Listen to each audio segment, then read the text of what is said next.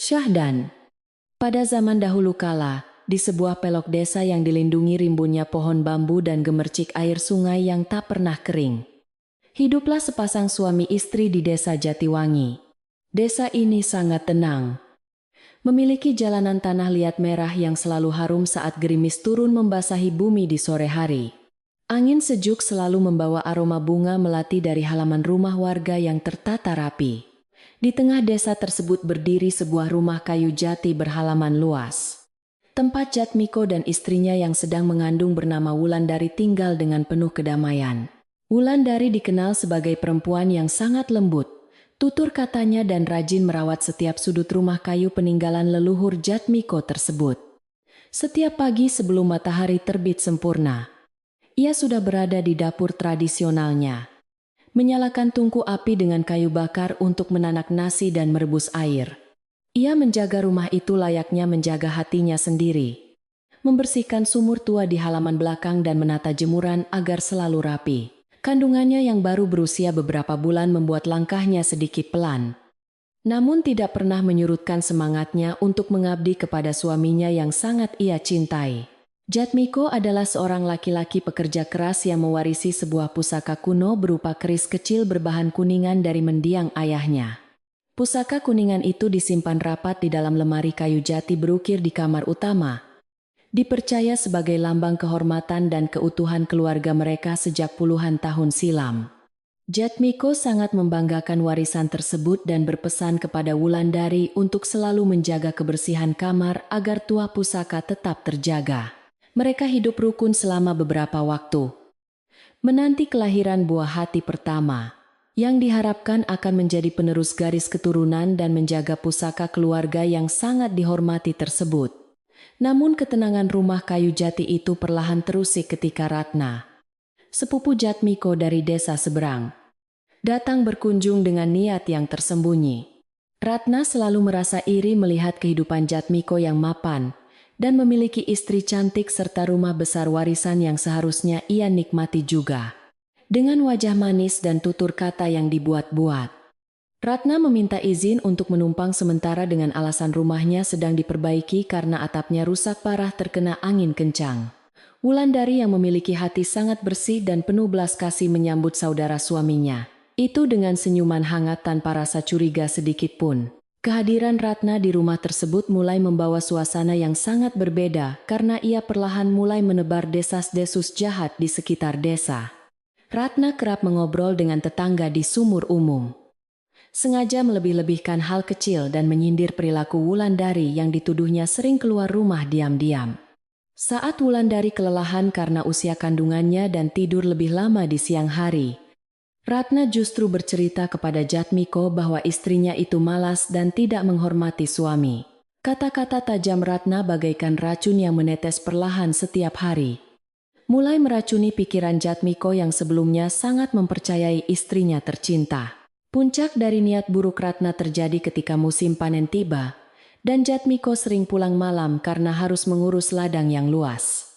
Ratna menyusun rencana keji dengan memfitnah Wulandari, menceritakan karangan bohong bahwa ia melihat seorang laki-laki asing masuk ke pekarangan rumah saat malam hari. Ia menyuapkan kebohongan itu dengan wajah memelas dan pura-pura peduli pada kehormatan keluarga Jatmiko yang sangat dihormati di desa Jatiwangi. Wulandari yang tidak tahu menahu tentang fitnah keji tersebut, tetap menyambut suaminya dengan teh hangat setiap malam. Tidak menyadari awan hitam sedang berkumpul tepat di atas kepalanya. Jatmiko yang lelah setelah bekerja seharian mulai termakan oleh kata-kata manis namun berbisa dari sepupunya itu tanpa mencari kebenaran lebih lanjut. Ia mulai memperhatikan istrinya dengan tatapan curiga setiap kali Wulandari menyajikan makanan atau merapikan pakaian di kamar tidur mereka yang luas. Benih keraguan yang ditanam Ratna tumbuh menjadi pohon kemarahan di dalam dada Jatmiko, membuatnya sering membentak Wulandari hanya karena kesalahan kecil di dapur. Wulandari sering menangis diam-diam di dekat sumur belakang sambil mengelus perutnya, bertanya-tanya apa yang membuat suaminya tiba-tiba berubah menjadi kasar dan dingin seperti angin malam. Suatu hari menjelang petang, sebuah kejadian aneh membuat suasana rumah semakin memanas ketika pusaka kuningan keluarga mendadak raib dari dalam lemari. Jatmiko mencari ke setiap sudut kamar, membongkar tumpukan pakaian dan bantal. Namun benda keramat peninggalan ayahnya itu benar-benar lenyap tak berbekas. Ratna langsung mengambil kesempatan emas ini untuk menunjuk Wulandari. Menuduhnya telah menjual pusaka itu kepada laki-laki asing yang sering datang diam-diam. Ratna berseru dengan suara keras bahwa perempuan yang berani mengkhianati suaminya pasti berani menjual harta keluarga demi menutupi perbuatan kotornya dari pandangan orang banyak. Mendengar tuduhan kejam tersebut, Wulandari bersimpuh di lantai kayu jati sambil menangis terseduh-seduh menyangkal semua kebohongan yang dilontarkan oleh Ratna kepadanya. Wulandari bersumpah atas nama Tuhan dan bayi dalam kandungannya bahwa ia tidak pernah mengkhianati pernikahan mereka, apalagi mengambil barang pusaka yang dihormati itu. Jatmiko menatap istrinya dengan sorot mata penuh kebencian. Hatinya sudah sepenuhnya tertutup oleh fitnah yang dirangkai sempurna oleh sepupunya selama berminggu-minggu. Wulandari mencoba memegang kaki suaminya memohon belas kasih. Mengatakan bahwa ada orang yang sengaja ingin menghancurkan rumah tangga mereka demi menguasai harta keluarga. Kemarahan Jatmiko sudah memuncak hingga ke ubun-ubun, dan ia menolak mendengar sepatah kata pun dari mulut perempuan yang sedang mengandung darah dagingnya. Dengan suara lantang yang menggelegar memecah keheningan malam, Jatmiko mengusir Wulandari dari rumah kayu jati yang sangat ia cintai dan rawat selama ini.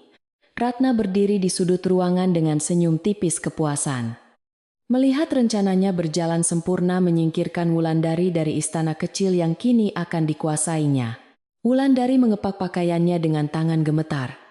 Air matanya tak henti mengalir membasahi kain bajunya, sambil terus mengelus perutnya yang semakin membesar karena usia kehamilan. Malam itu angin berhembus sangat dingin menembus tulang. Saat Wulandari melangkah keluar dari pekarangan rumah dengan membawa sebuah buntelan kain kecil. Ia berjalan tertatih-tatih melintasi jalan tanah liat desa yang gelap gulita. Hanya diterangi cahaya bulan redup yang tertutup awan mendung. Beberapa tetangga mengintip dari balik jendela kayu rumah mereka. Berbisik-bisik menyebarkan desas-desus. Tanpa ada satupun yang berani keluar untuk menolong perempuan malang itu. Wulandari tidak membawa kemarahan di hatinya. Ia hanya merasa sangat hancur karena cinta tulusnya dibalas dengan pengusiran kejam oleh lelaki yang sangat dipujanya. Langkah kakinya terasa sangat berat menembus kegelapan malam. Menuju batas desa, tempat rimbunnya pohon bambu yang saling bergesekan menciptakan suara menyeramkan. Wulandari memeluk perutnya erat-erat. Berbisik lembut kepada bayi yang ada di dalam rahimnya, agar tetap kuat menghadapi cobaan hidup yang begitu berat. Ia tidak tahu harus pergi kemana karena kedua orang tuanya telah tiada sejak lama. Meninggalkannya hidup sebatang kara sebelum dinikahi oleh Jatmiko. Rasa dingin mulai merasuk ke dalam tubuhnya. Namun tekadnya untuk melindungi nyawa kecil di perutnya, membuat Wulandari terus berjalan tanpa henti menyusuri jalan setapak. Setelah berjalan semalaman menembus embun pagi yang dingin, Wulandari akhirnya tiba di pinggiran sebuah desa seberang yang terlihat damai dan sangat sepi. Di ujung desa tersebut terdapat sebuah gubuk kayu tua yang sudah lama ditinggalkan pemiliknya. Terletak tidak jauh dari aliran sungai kecil yang jernih. Tubuhnya yang kelelahan akhirnya ambruk di depan pintu gubuk tersebut. Tak mampu lagi menahan rasa sakit di perutnya dan lelah yang mendera fisiknya. Cahaya matahari pagi mulai mengintip dari ufuk timur, membawa secercah kehangatan bagi perempuan malang yang kini hidup sebatang kara terbuang dari istananya. Saat Wulandari mulai kehilangan kesadarannya di tanah yang lembab, seorang lelaki tua bijak bernama Mbah Sastro kebetulan lewat setelah kembali dari ladangnya. Mbah Sastro dikenal sebagai sesepuh desa seberang yang sangat dihormati.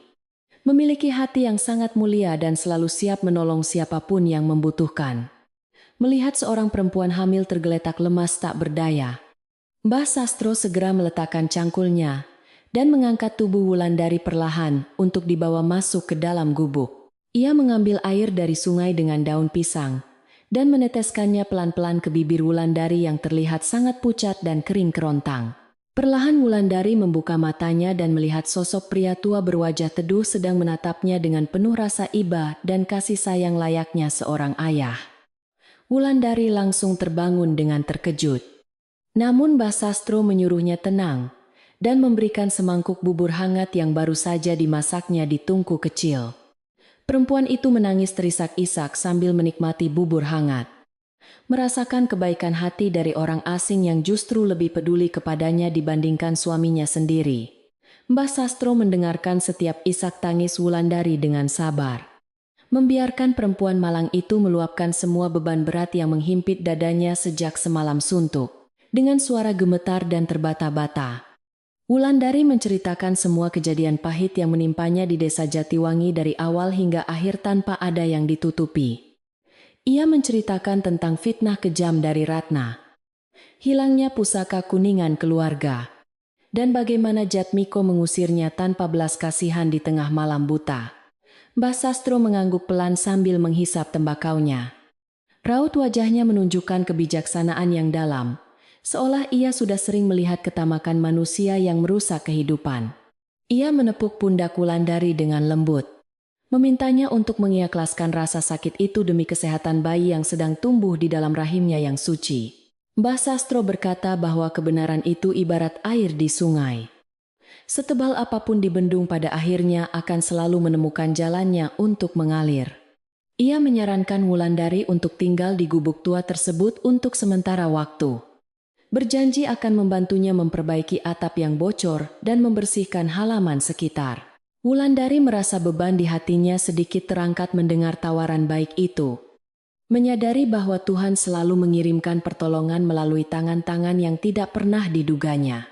Ia mengucapkan terima kasih berkali-kali kepada lelaki tua itu. Bersumpah akan bekerja keras membesarkan anaknya, agar menjadi manusia yang jujur dan baik hati. Sejak hari itu, Wulandari mulai menata hidup barunya di pinggiran desa seberang dengan bantuan Mbah Sastro, yang sering membawakan sayuran dan beras untuknya. Wulandari membersihkan gubuk tua itu hingga menjadi tempat yang nyaman. Menanam berbagai macam bunga di halaman agar terlihat lebih asri dan indah. Meski tidak semewah rumah kayu jati di desa Jatiwangi, gubuk kecil ini memberikan kedamaian yang sangat ia butuhkan untuk menjaga kehamilannya dengan tenang.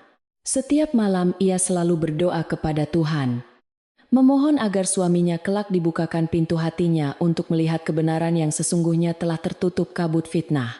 Bulan demi bulan berlalu dengan damai hingga akhirnya tiba saat yang dinantikan ketika Wulandari melahirkan seorang bayi laki-laki yang sangat tampan dan sehat. Proses persalinan dibantu oleh dukun beranak desa setempat yang dibawa oleh Mbah Sastro, tepat pada malam bulan purnama yang bersinar sangat terang. Wulandari memberi nama bayinya Banyu, yang berarti air. Berharap anaknya kelak membawa kesejukan dan kebenaran yang mengalir jernih seperti pesan Mbah Sastro kepadanya. Ketika memandikan Banyu untuk pertama kalinya, Wulandari terkejut melihat sebuah tanda lahir kemerahan di pundak kanan bayinya yang sangat mirip dengan milik Jatmiko. Tanda lahir di pundak Banyu adalah sebuah bentuk warisan darah yang tidak bisa dibantah oleh siapapun yang melihatnya dengan mata kepala sendiri. Wulandari menangis haru memeluk bayi kecilnya erat-erat. Menyadari bahwa Tuhan telah memberikan bukti yang sangat nyata atas kesetiaannya yang selama ini diragukan.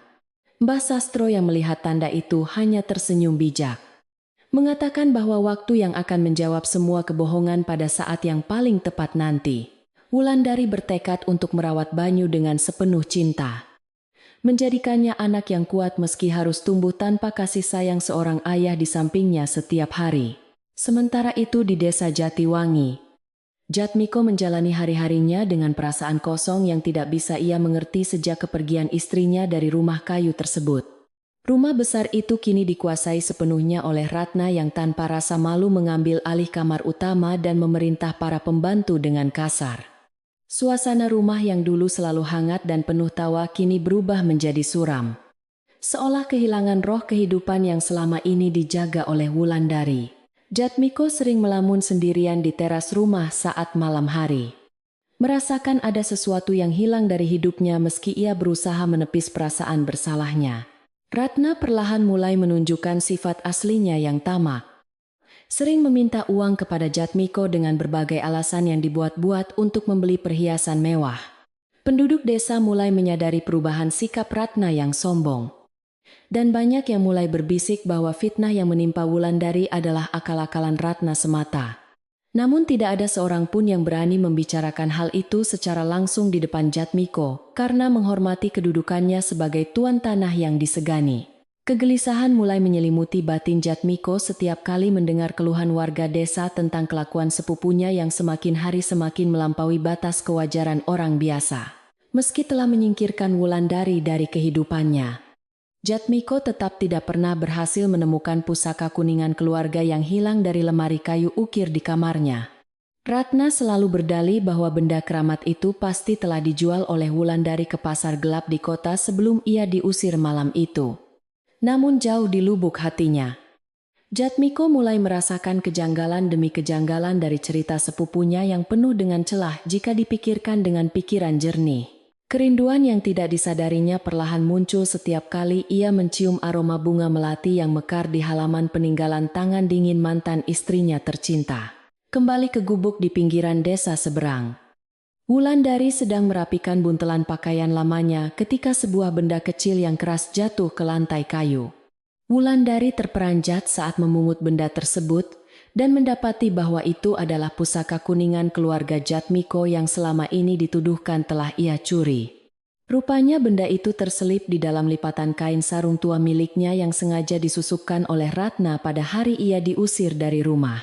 Wulandari memegang pusaka itu dengan gemetar, menyadari bahwa benda keramat ini akan menjadi kunci utama untuk membuka semua kebohongan yang menghancurkan hidupnya dulu. Wulandari menyimpan pusaka kuningan itu dengan sangat hati-hati di dalam sebuah kotak kayu kecil yang disembunyikan di bawah tempat tidur bambu miliknya. Ia menatap wajah Banyu yang sedang tertidur pulas dengan damai, mengelus rambut lebat anaknya sambil berjanji dalam hati untuk mengembalikan kehormatan mereka kelak.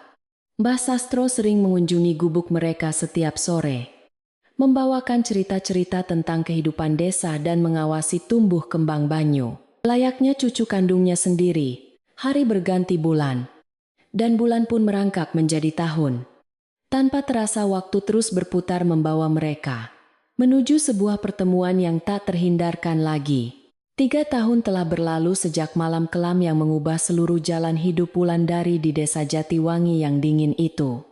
Kini ia menjalani kehidupan yang jauh lebih tenang di pinggiran desa seberang bersama putra kecilnya yang tumbuh semakin cerdas. Banyu kini berusia 3 tahun. Berlari lincah melintasi halaman berumput hijau, setiap pagi menyambut hangatnya sinar mentari yang terbit. Gubuk tua yang dulunya hampir roboh kini telah disulap menjadi tempat tinggal yang sangat asri berkat ketekunan dan kerja keras Wulandari setiap hari. Wajah Banyu semakin hari semakin menunjukkan kemiripan yang sangat kuat dengan Jatmiko, mewarisi bentuk rahang dan sorot mata ayahnya. Setiap kali Wulandari menatap wajah putranya saat sedang tertidur pulas, hatinya selalu dipenuhi oleh perasaan rindu sekaligus luka yang mendalam. Tanda lahir kemerahan di pundak kanan Banyu menjadi bukti tak terbantahkan tentang garis keturunan keluarga terhormat yang mengalir deras dalam darahnya.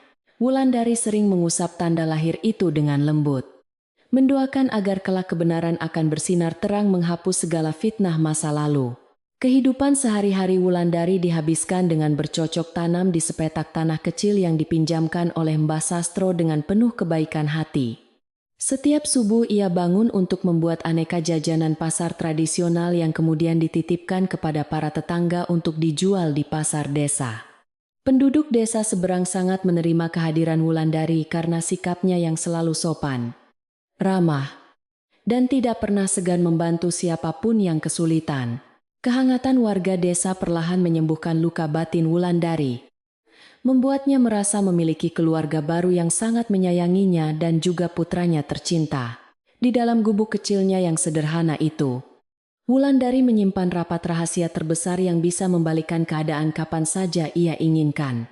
Pusaka kuno berbahan kuningan milik keluarga Jatmiko, yang dulu dijadikan alat fitnah oleh Ratna tersimpan aman di dasar sebuah kotak kayu.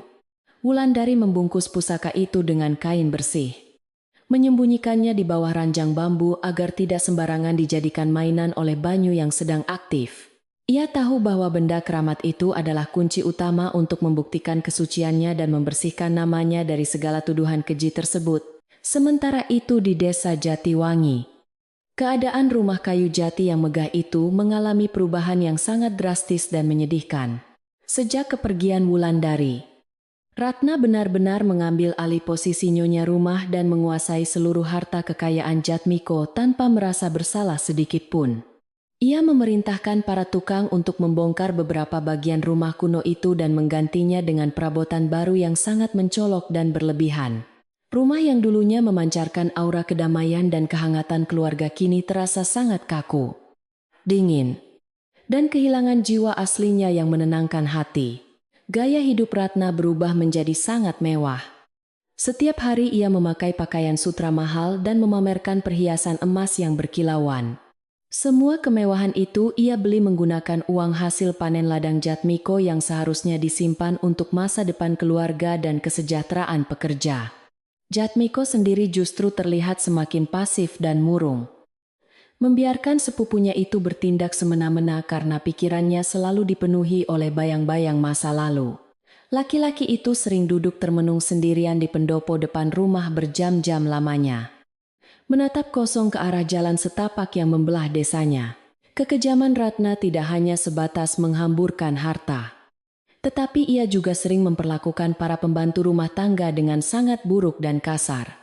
Salah seorang pembantu tua bernama Mbok Darmi sering kedapatan menangis diam-diam di dekat sumur karena tidak tahan mendengar cacian tajam Ratna.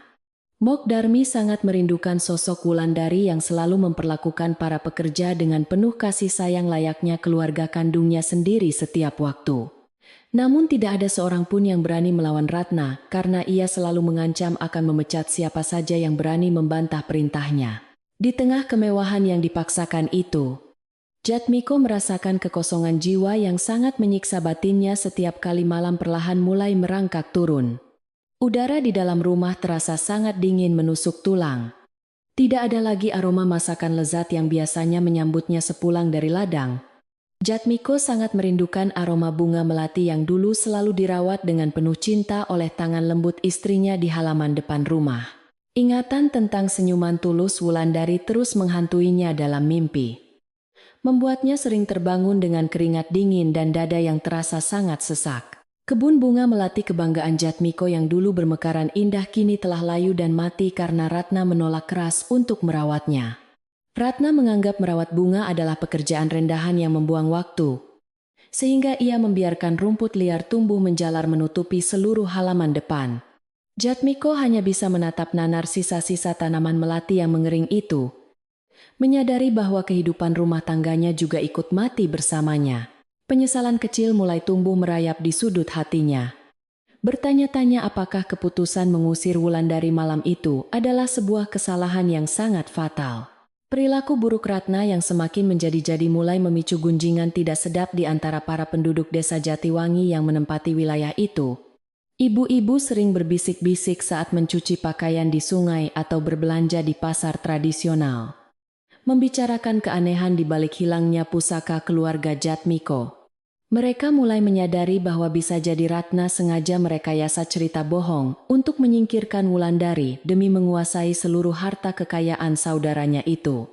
Gunjingan itu menyebar dari mulut ke mulut dengan sangat cepat, menciptakan suasana desa yang penuh dengan kecurigaan dan rasa tidak nyaman. Warga desa seringkali membandingkan keserakahan Ratna dengan kebaikan hati Wulandari yang tidak pernah membedakan status sosial saat bergaul dengan siapapun. Mereka ingat betul bagaimana Wulandari selalu membagikan hasil panen sayuran secara cuma-cuma kepada tetangga yang sedang kesulitan memenuhi kebutuhan hidup sehari-hari. Bisik-bisik tentang hukum karma yang akan segera menimpa keluarga Jatmiko semakin nyaring terdengar di setiap sudut warung kopi pada sore hari. Banyak yang meyakini bahwa pusaka kuno itu tidak pernah dicuri oleh Wulandari, melainkan disembunyikan oleh orang dalam yang sangat rakus. Suatu siang yang terik, Ratna tanpa sengaja mendengar percakapan beberapa warga desa yang sedang menggunjingkan keburukannya di pinggir jalan setapak. Kemarahannya langsung meledak tak terkendali. Wajahnya merah pada menahan malu sekaligus amarah yang membara di dalam dadanya yang penuh kedengkian. Dengan suara melengking tinggi, Ratna memaki warga tersebut dan mengancam akan melarang seluruh penduduk mengambil air dari sumur besar milik keluarga Jatmiko. Ancaman itu membuat warga bubar ketakutan. Namun di dalam hati mereka semakin yakin bahwa perempuan sombong itu menyembunyikan kebusukan yang besar. Ketegangan memuncak di dalam rumah kayu jati itu ketika waktu makan malam tiba dengan hidangan mewah yang tersaji di atas meja. Ratna tiba-tiba menuntut Jatmiko untuk menjual sebidang tanah warisan di ujung desa guna membeli sebuah kereta kuda baru yang sangat mahal. Jatmiko yang biasanya diam kali ini menggebrak meja dengan keras. Menolak mentah-mentah permintaan gila sepupunya yang terus-menerus menggerogoti harta keluarga. Ia menegaskan bahwa tanah warisan leluhur tidak boleh dijual, hanya demi memuaskan gengsi dan keserakahan duniawi yang tidak ada habisnya itu. Pertengkaran malam itu membuat Jatmiko kembali teringat pada malam kelam saat ia mengusir istrinya yang sedang hamil tua menembus kegelapan. Ia ingat bagaimana Wulandari bersujud di kakinya sambil menangis terseduh-seduh, memohon belas kasihan sambil bersumpah atas nama Tuhan dan bayi mereka. Keraguan yang selama ini coba ia pendam, kini muncul ke permukaan bagaikan ombak besar yang menghantam dinding pertahanannya dengan sangat keras. Jatmiko mulai menyadari kejanggalan demi kejanggalan dalam cerita Ratna. Merasa dirinya sangat bodoh karena telah membuang permata demi memungut kerikil tajam. Beralih kembali ke desa seberang. Suasana sore yang damai diwarnai dengan kedatangan Mbah Sastro ke gubuk Wulandari yang asri tersebut. Lelaki tua bijak itu datang membawa sebaskom kecil berisi buah mangga manis yang baru saja dipetiknya dari kebun belakang rumahnya. Banyu langsung berlari kegirangan menyambut kedatangan Mbah Sastro. Memeluk kaki lelaki tua itu dengan tawa riang yang menggema ke seluruh halaman. Wulandari tersenyum bahagia melihat keakraban mereka. Segera menyuguhkan secangkir teh hangat dan singkong rebus untuk menemani perbincangan santai sore itu. Sambil menyeruput teh hangatnya perlahan, Mbah Sastro menatap wajah Wulandari yang tenang dan memberikan sebuah nasihat yang sangat mendalam maknanya. Mbah Sastro berkata bahwa daun yang jatuh tidak pernah membenci angin. Begitu pula hati yang bersih tidak akan menyimpan dendam menyiksa. Ia menasihati Wulandari untuk tetap bersabar dan menjaga ketenangan hatinya. Karena angin kebenaran mulai bertiup kencang dari arah desa Jatiwangi. Wulandari mengangguk paham mendengar petuah bijak tersebut. Menyadari bahwa waktu untuk membersihkan namanya mungkin tidak akan lama lagi segera tiba. Wulandari menghela napas panjang dan menjawab dengan suara lembut bahwa ia sama sekali tidak memiliki niat untuk membalas dendam kepada siapapun. Satu-satunya hal yang ia inginkan hanyalah agar Banyu bisa mengenal ayah kandungnya dan mengetahui asal-usul keluarganya dengan sebenar-benarnya tanpa kebohongan. Ia ingin membersihkan namanya dari tuduhan mencuri pusaka kuningan itu, agar anaknya kelak tidak menanggung beban aib yang tidak pernah dilakukannya. Mbah Sastro tersenyum bangga mendengar ketulusan hati perempuan muda itu. Meyakini bahwa Tuhan pasti akan memberikan jalan terang bagi hambanya. Di sela-sela obrolan mereka, Banyu kecil yang sedang mengunyah mangga tiba-tiba bertanya dengan polos tentang sosok ayahnya yang belum pernah ia lihat. Wulandari terdiam sejenak merasakan sesak di dadanya. Namun ia berusaha menutupi kesedihannya dengan senyuman hangat yang menenangkan hati anak kecil itu. Ia mengusap rambut Banyu dengan penuh kasih sayang, mengatakan bahwa ayahnya adalah seorang lelaki pekerja keras yang sedang berada jauh di sana. Banyu mengangguk gembira mendengar penjelasan ibunya. Tidak menyadari betapa rumit dan menyakitkan kisah masa lalu yang menyelimuti kedua orang tuanya itu. Kepolosan dan keceriaan Banyu selalu berhasil menjadi pelita yang menerangi kegelapan hati Wulandari setiap kali rasa sedih dan sepi datang menyapa. Anak laki-laki itu berlarian ke sana kemari, mengejar capung yang terbang rendah di atas rerumputan hijau di halaman depan gubuk mereka. Tawa renyahnya mengudara bebas menembus pepohonan bambu yang bergesekan, menciptakan melodi alam yang sangat indah dan menenangkan jiwa siapa saja yang mendengarnya. Wulandari dan Mbah Sastro duduk berdampingan di beranda bambu, menikmati pemandangan damai yang terasa jauh lebih berharga daripada segunung emas permata. Suatu pagi ketika Wulandari sedang sibuk membersihkan debu di sudut-sudut kamar gubuknya, sebuah kejadian kecil sempat membuat jantungnya berdebar sangat kencang. Banyu yang sedang bermain sendirian tanpa sengaja menarik kotak kayu tua dari bawah ranjang dan membukanya dengan rasa ingin tahu yang besar. Ia menemukan pusaka kuningan keluarga Jatmiko yang terbungkus kain. lalu mengambilnya sambil tertawa karena mengira benda itu adalah sebuah mainan baru. Wulandari yang melihat kejadian itu langsung menghentikan pekerjaannya dan menghampiri putranya dengan langkah tergesa-gesa bercampur rasa panik yang berusaha disembunyikan. Dengan gerakan sangat lembut Wulandari mengambil pusaka kuningan berukir naga itu dari genggaman tangan kecil Banyu agar tidak melukainya tanpa sengaja. Ia menatap lekat-lekat benda keramat yang telah membawa kehancuran sekaligus harapan dalam hidupnya itu. Menyadari betapa berat beban sejarah yang dikandungnya, Wulandari menjelaskan kepada Banyu dengan bahasa yang sederhana bahwa benda kuning mengkilap itu bukan mainan sembarangan, melainkan peninggalan penting leluhurnya yang hebat. Ia segera membungkus kembali pusaka itu dengan kain dan menyimpannya di tempat yang jauh lebih tinggi agar tidak terjangkau oleh Banyu. Kabar tentang kekacauan yang terjadi di desa Jatiwangi perlahan mulai merambat menyusuri jalanan tanah dan sampai ke telinga penduduk desa seberang. Seorang pedagang keliling yang sering menjajakan kain batik menceritakan kepada Mbah Sastro tentang penderitaan warga akibat kesewenang-wenangan Ratna yang merajalela belakangan ini. Pedagang itu juga bercerita tentang kondisi Jatmiko yang terlihat seperti mayat hidup, kehilangan semangat kerja, dan sering berbicara sendirian di malam hari. Mbah Sastro mendengarkan semua cerita itu dengan saksama, menyimpan informasi penting tersebut di dalam kepalanya untuk disampaikan kepada Wulandari nanti. Pada sore harinya, Mbah Sastro menceritakan semua kabar burung yang didengarnya dari pedagang keliling itu kepada Wulandari saat mereka bertemu di ladang. Mendengar kondisi suaminya yang sangat memprihatinkan, hati kecil Wulandari tiba-tiba merasakan perih yang menusuk rongga. Dadanya terlepas dari rasa sakit hati masa lalu.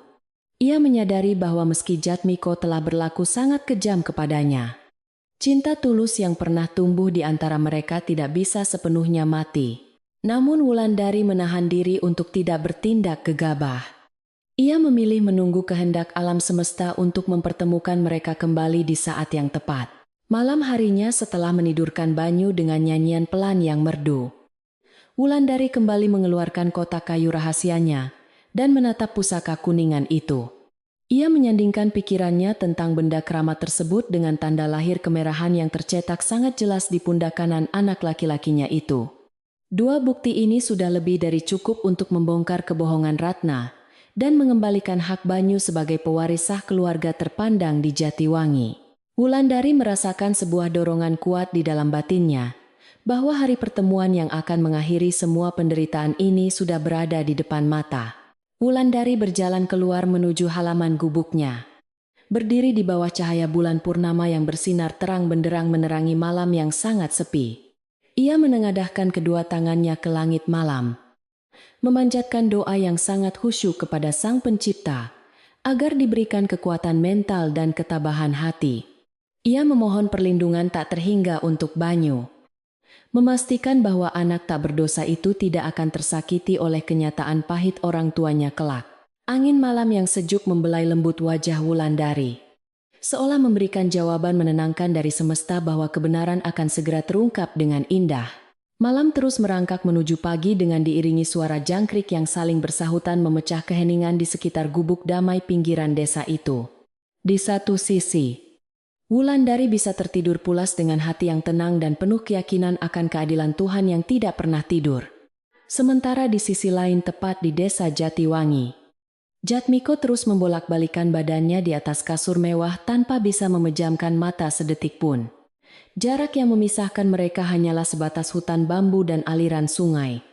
Namun takdir sedang bekerja merajut benang pertemuan yang sangat mengejutkan. Pagi itu, udara di desa Jatiwangi terasa lebih dingin dari biasanya karena musim kemarau panjang mulai menyapa dengan hembusan angin kering. Jatmiko melangkah gontai keluar dari rumah kayunya yang kini terasa sangat asing dan menyesakkan dada semenjak dikuasai sepenuhnya oleh sepupunya. Ia berniat pergi ke desa seberang untuk mencari bibit padi unggulan kualitas terbaik yang kabarnya hanya dijual oleh seorang petani tua. Perjalanan ini sekaligus menjadi alasan baginya untuk sejenak melarikan diri dari omelan Ratna yang terus menuntut dibelikan perhiasan emas setiap hari. Sepanjang perjalanan menyusuri jalan setapak yang membelah hutan bambu lebat, pikiran Jatmiko terus melayang mengingat masa lalunya yang indah bersama Wulandari. Ia merindukan senyuman lembut istrinya yang selalu menyambutnya sepulang dari ladang, dengan secangkir teh hangat beraroma melati kesukaannya di beranda rumah. Gemercik air sungai yang mengalir jernih di sisinya seolah membisikkan lagu kesedihan yang selama ini ia pendam rapat di lubuk hatinya. Langkah kakinya terasa semakin berat, namun ia terus memaksakan diri berjalan menembus rimbunnya pepohonan demi mencari bibit padi dan sedikit ketenangan. Tanpa disadari oleh Jatmiko yang sedang kalut dalam lamunannya. Ratna rupanya diam-diam mengikutinya dari kejauhan dengan langkah mengendap-endap di balik pepohonan. Perempuan berhati licik itu merasa curiga melihat kepergian Jatmiko yang tiba-tiba tanpa pamit kepadanya di pagi buta menuju arah desa seberang. Ratna takut jika sepupunya itu diam-diam menemui seseorang yang bisa membongkar semua kebohongan dan rencana jahatnya selama menguasai harta keluarga Jatmiko. Ia merapatkan kain selendangnya untuk menutupi wajahnya. Terus menjaga jarak agar tidak ketahuan. Sambil menajamkan pandangannya ke arah punggung laki-laki malang itu. Setibanya di pinggiran desa seberang yang sangat asri dan tenang. Jatmiko langsung menanyakan keberadaan penjual bibit padi kepada beberapa warga sekitar. Penduduk desa dengan ramah mengarahkannya menuju sebuah gubuk kayu sederhana di ujung jalan yang letaknya berdekatan dengan aliran sungai jernih. Gubuk itu dikelilingi oleh tanaman bunga beraneka warna yang ditata dengan sangat rapi.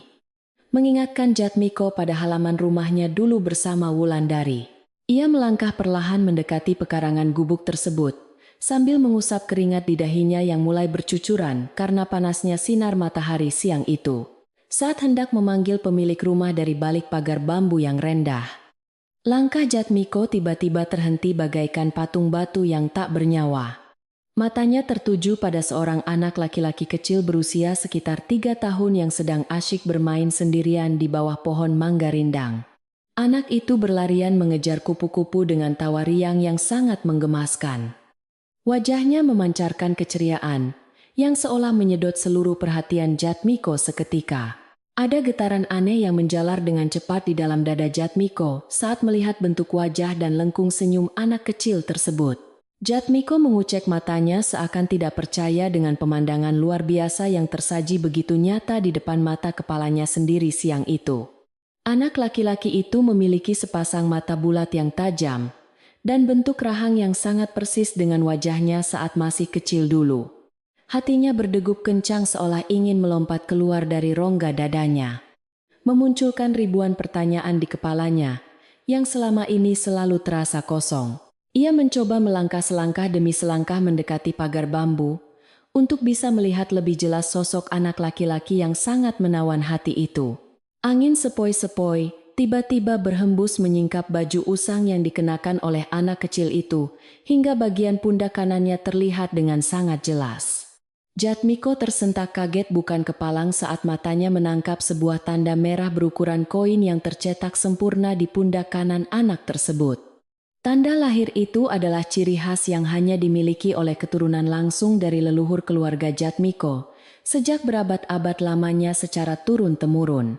Tubuh Jatmiko bergetar hebat, menahan gejolak emosi yang meledak-ledak di dalam batinnya. Menyadari ada rahasia besar yang selama ini tersembunyi darinya.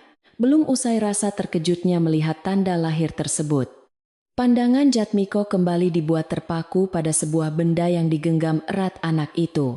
Di tangan kecilnya, anak laki-laki itu sedang memegang sebuah benda kuningan berukir naga yang memantulkan cahaya keemasan saat tertimpa sinar matahari. Jatmiko mengenali benda itu dengan sangat baik, karena itu adalah pusaka keluarga yang dulu dituduh telah dicuri dan dijual oleh Wulandari. Napasnya terasa tercekat di tenggorokan. Kepalanya pusing memikirkan bagaimana pusaka keramat itu bisa berada di tangan anak kecil di desa terpelosok ini. Dari dalam gubuk yang sederhana itu, keluarlah seorang perempuan muda mengenakan kebaya pudar dengan rambut hitam panjang yang dikepang sangat rapi. Perempuan itu memanggil anak kecil tersebut dengan suara lembut yang sangat merdu. Menyuruhnya masuk karena hari sudah semakin panas dan terik. Jatmiko merasa darah di tubuhnya berhenti mengalir saat mengenali suara dan postur tubuh perempuan yang selama 3 tahun ini menghantui mimpinya. Itu adalah Wulandari. Istrinya yang dulu ia usir dengan kejam di tengah malam, buta dalam kondisi hamil karena termakan fitnah keji. Merasa belum siap menghadapi kenyataan yang sangat mengejutkan ini. Jatmiko buru-buru menyembunyikan dirinya di balik rimbunnya semak belukar di pinggir jalan. Ia menatap dengan mata berkaca-kaca melihat Wulandari, menggendong anak laki-laki itu dengan penuh kasih sayang dan membawanya masuk ke dalam gubuk. Air matanya tak tertahankan lagi jatuh berderai membasahi pipinya yang kasar. Menyadari betapa bodoh dan kejamnya dirinya di masa lalu itu, batinnya menjerit memanggil nama istrinya, dan menyadari bahwa anak kecil pembawa pusaka itu pastilah darah dagingnya sendiri yang terbuang sia-sia. Di tempat persembunyian yang tidak terlalu jauh dari posisi Jatmiko, Ratna yang sejak tadi mengintai juga melihat semua kejadian mengejutkan tersebut. Mata perempuan licik itu terbelalak lebar penuh ketakutan saat melihat Wulandari. Ternyata masih hidup dan memiliki seorang anak laki-laki yang sehat. Ratna juga melihat pusaka kuno yang dipegang anak itu. Benda yang dulu diam-diam ia susupkan ke dalam pakaian Wulandari untuk memfitnahnya. Keringat dingin sebesar biji jagung mulai mengucur deras dari dahi Ratna. Membayangkan kehancurannya jika kebohongan besar ini terbongkar di depan umum. Jantung Ratna berdetak tak karuan menyadari bahwa posisinya sebagai nyonya rumah yang kaya raya kini berada di ujung tanduk yang rapuh. Ia harus segera menyusun rencana baru untuk menyingkirkan Wulandari dan anaknya, sebelum Jatmiko menyadari kebenaran mutlak yang ada di depan mata. Ratna memutuskan untuk segera kembali ke desa Jatiwangi mendahului Jatmiko. Berlari terbirit-birit menembus semak belukar, tanpa mempedulikan kakinya yang tergores ranting. Pikirannya dipenuhi oleh niat jahat untuk mencari cara menghancurkan bukti tersebut agar ia bisa tetap menguasai seluruh harta warisan tanpa gangguan. Setelah dirasa aman, Jatmiko keluar dari persembunyiannya dengan langkah gontai tak bertenaga seperti orang linglung yang kehilangan separuh jiwanya siang itu. Saat ia berniat melangkah mendekati gubuk tersebut, Mbah Sastro tiba-tiba muncul dari arah persimpangan jalan dengan membawa keranjang bambu berisi sayuran. Orang tua bijak itu langsung mengenali wajah Jatmiko dari cerita Wulandari dan menatapnya dengan tatapan tajam, namun tetap memancarkan ketenangan jiwa. Mbah Sastro menegur Jatmiko dengan suara berat, menanyakan niat kedatangan tuan tanah dari desa Jatiwangi itu ke kampung mereka yang damai. Jatmiko tertunduk lesu di hadapan laki-laki tua itu. Suaranya terdengar parau saat bertanya tentang perempuan dan anak yang tinggal di gubuk. Mbah Sastro tersenyum penuh makna, menjawab bahwa mereka adalah dua manusia berhati suci yang dibuang oleh kebodohan dan kesombongan masa lalu. Laki-laki tua itu mengingatkan Jatmiko bahwa kebenaran ibarat cahaya matahari. Meskipun tertutup awan hitam yang tebal, pada akhirnya akan bersinar terang. Kalimat bijak itu bagaikan cambuk yang menyengat relung hati Jatmiko, membuatnya semakin hancur dalam penyesalan yang mendalam atas perbuatannya mengusir Wulandari. Mbah Sastro menyarankan agar Jatmiko tidak langsung menemui Wulandari sekarang karena perempuan itu telah melewati banyak penderitaan pahit sendirian selama ini. Ia meminta Jatmiko untuk pulang terlebih dahulu, menjernihkan pikirannya, dan membereskan akar masalah yang ada di rumahnya sebelum meminta pengampunan tulus. Luka yang digoreskan sangat dalam tidak bisa sembuh hanya dengan sebuah permintaan maaf yang tergesa-gesa, tanpa adanya keadilan yang ditegakkan sepenuhnya. Jatmiko mengangguk pelan mengerti maksud baik dari lelaki tua itu. Berjanji akan kembali setelah ia menyelesaikan urusannya dengan Ratna si pengkhianat. Di dalam gubuk kayu yang teduh, Wulandari sedang menyuapi banyu makanan saat tiba-tiba perasaannya menjadi sangat tidak tenang tanpa alasan jelas. Hatinya berdebar sangat kencang. Firasatnya mengatakan bahwa ada sesuatu yang besar sedang bergerak mendekati kehidupan damai yang telah ia bangun susah payah. Ia mengusap dada dan memejamkan mata sejenak. Berdoa, memohon kekuatan dari Yang Maha Kuasa untuk menghadapi segala kemungkinan yang akan terjadi. Banyu yang melihat ibunya terdiam langsung menyentuh pipi Wulandari dengan tangan kecilnya. Tersenyum manis, seolah memberikan semangat tak terlihat kepadanya. Wulandari kemudian berjalan menuju kotak kayu, tempat ia menyimpan pusaka kuningan tersebut. Membukanya perlahan dan menatap benda peninggalan itu lama sekali. Ia menyadari bahwa waktu persembunyiannya sudah hampir berakhir. Tabir kebohongan yang menutup mata suaminya akan segera terkoyak oleh takdir yang adil. Wulandari mulai mempersiapkan mentalnya untuk menghadapi masa lalunya yang kelam. Bukan untuk membalas dendam, melainkan untuk menegakkan kehormatan dirinya dan anaknya. Ia mengusap rambut Banyu yang sedang bermain. Berbisik pelan bahwa hari di mana sang anak akan diakui oleh dunia segera tiba. Jatmiko melangkah pulang menuju desa Jatiwangi dengan langkah yang jauh lebih pasti, namun memendam kemarahan yang luar biasa kepada sepupunya Ratna. Pikirannya kini telah jernih, menyambungkan semua potongan kejadian di masa lalu yang selama ini selalu terasa ganjil dan tidak masuk akal. Ia teringat bagaimana Ratna selalu menghasutnya dengan kata-kata manis namun berbisa, mengisolasi dirinya dari kasih sayang Wulandari yang sangat tulus merawatnya. Tangan Jatmiko mengepal kuat menahan amarah, bertekad untuk membuat Ratna membayar semua air mata dan penderitaan yang dialami oleh istri tercintanya. Sementara itu di rumah besar Jatiwangi, Ratna sedang kalang kabut memerintahkan para pembantu untuk mengunci seluruh pintu dan gerbang rapat-rapat siang itu. Ia mengarang cerita bohong kepada para pekerja bahwa ada sekelompok perampok jahat dari desa seberang yang berencana menyerang kediaman mereka nanti. Bok Darmi yang sedang menyapu lantai kayu menatap Ratna dengan penuh kecurigaan. Menyadari ada kepanikan luar biasa di balik wajah sombongnya, Ratna mondar-mandir di ruang tamu dengan gelisah, menggigit kuku jarinya, membayangkan saat Jatmiko pulang, dan meluapkan amarah yang mengancam nyawanya sendiri. Menjelang sore hari ketika langit mulai berwarna jingga kemerahan, Jatmiko akhirnya tiba di depan gerbang rumahnya yang megah dan terkunci rapat. Dengan amarah yang sudah memuncak di ubun-ubun, ia menendang pintu gerbang kayu tersebut dengan sangat keras hingga terbuka lebar membuat keributan. Para pembantu terkejut dan segera menyingkir ketakutan melihat wajah majikan mereka yang merah padam dengan sorot mata menyala-nyala seperti api membara. Jatmiko berteriak memanggil nama Ratna dengan suara menggelegar yang menggema ke seluruh sudut rumah, memecah kesunyian desa yang biasanya sangat damai. Ratna keluar dari kamarnya dengan wajah pucat pasi mencoba berpura-pura tenang dan tersenyum manis menyambut kedatangan Jatmiko yang tampak sangat murka. Dengan nada suara gemetar, ia bertanya dari mana saja Jatmiko pergi seharian ini hingga melupakan jadwal makan siangnya yang sudah disiapkan. Jatmiko tidak mempedulikan basa-basi busuk itu. Ia langsung melontarkan pertanyaan tajam tentang fitnah masa lalu dan kebenaran hilangnya pusaka keluarga mereka. Ratna tersentak kaget mendengar pertanyaan langsung tersebut. Kakinya lemas tak bertulang menyadari bahwa rahasia terbesarnya kini telah diketahui oleh saudara sepupunya.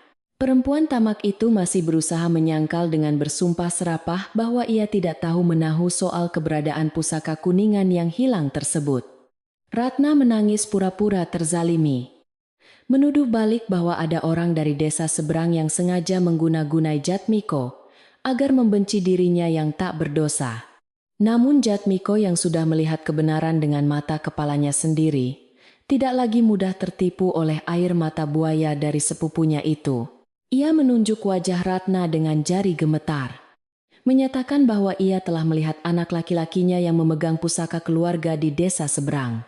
Keributan yang terjadi di dalam rumah besar itu terdengar sangat nyaring, hingga memancing perhatian puluhan tetangga yang tinggal di sekitar kediaman. Penduduk desa perlahan berkumpul di luar pagar halaman, saling berbisik membicarakan perselisihan hebat antara Jatmiko dan Ratna yang akhirnya pecah juga. Sebagian warga merasa lega karena kebenaran tentang Wulandari mulai terungkap dan keserakahan Ratna akan segera mendapatkan hukuman yang sangat pantas diterimanya. Suasana desa menjelang senja itu menjadi sangat tegang. Semua mata tertuju pada rumah kayu jati, menunggu babak akhir dari perseteruan keluarga. Jatmiko mengumumkan di hadapan beberapa pekerja rumah bahwa mulai besok pagi ia akan membawa kebenaran ini ke hadapan seluruh warga desa. Ia mengancam Ratna untuk tidak berani melarikan diri dari rumah malam ini jika tidak ingin diseret dengan paksa ke hadapan hukum. Jatmiko kemudian berbalik arah masuk ke dalam kamarnya yang sunyi. Menangis terseduh-seduh menyesali kebodohannya, membuang permata hidupnya demi menuruti fitnah kejam. Malam itu ia tidak bisa tidur.